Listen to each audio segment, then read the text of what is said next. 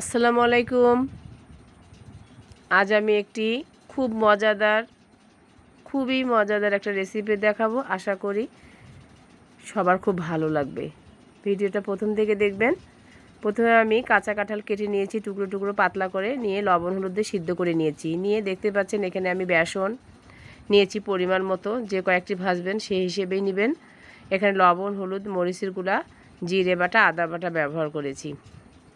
দিয়ে এভাবে আমি মেখে নিয়ে এক এক করে দেখেন এভাবে সামান্য তেল পরিমাণ মতো দিয়েছি। আপনার ইচ্ছে করলে বেশিও দিতে পারেন, যেহেতু এখন তেল শরীরের জন্য খুবই অস্বাস্থ্যকর, তাই আমি কম ব্যবহার করেছি।